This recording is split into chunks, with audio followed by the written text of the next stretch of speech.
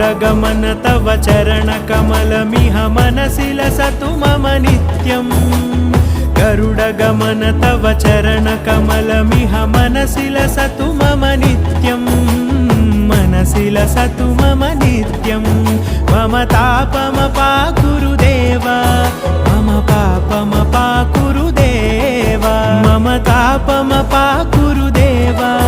मम पापमपाकुरु देवा